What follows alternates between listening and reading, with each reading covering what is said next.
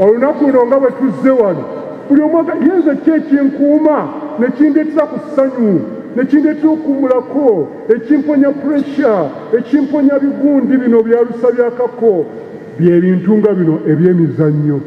Era nze ndi musambi wa mupiira nzannya namba oluusi 8, 9 ne 10 nazannya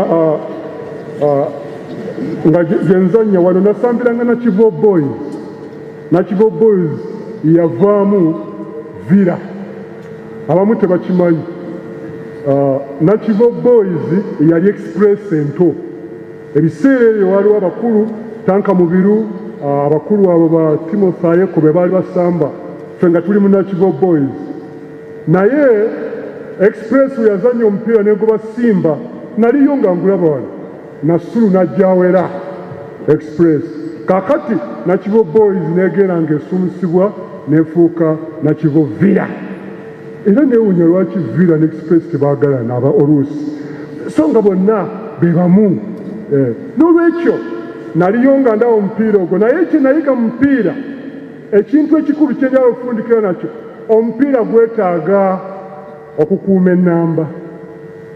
N'okuuma ennamba yo kugamba okola square pass gikole ogere mu maaso n'akuweereze wali oba guweereza n'ogusa ku chesi muvumenti tezikuuma bulungi. Naye obanga omuntu atakuuma nnamba ye aleetera banne ekizibu, mbasaba mu buweereza buno okukuuma ennamba yo. N'ekirala okuweeta ekyokukolera awamu kikulu nnyo. Kola ka pass, genda maaso, weereza omulala, kola muvume, ogenda olya gwe oba koona nga ffe abawanvu oddeko emabega nga ekintu kitegeeza kubanga okuumya ekifo kyo. Nsaba Katonda atuyambe nga Uganda ne Buganda, buli muntu akuume ekifo kye. Abasajja kuuma ekifo kyo, kola by'oteekeddwa okukola. Abakyala kuuma ekifo kyo ng'omukyalo w'amaka. Baminisita kuuma ekifo kyo. Naye ate ng'olina ttiimu waako okolagana n'abalala, kubanga buli muntu yeetaaga munne.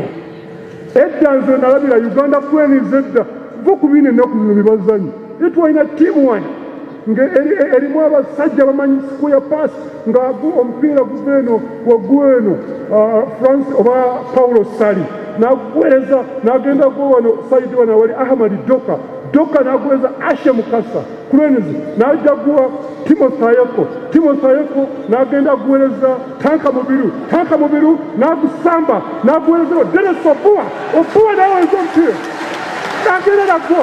Haleluya!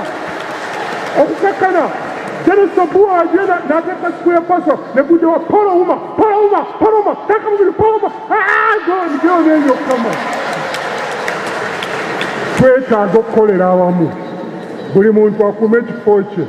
Buganda ejja kugenda mu maaso, Uganda ejja kugenda mu maaso nga muntu akuuma ennamba ye, ate abantu nga bakolera wamu, nga teri ayingirira munne oba asekeeterera munne mu kifo kye.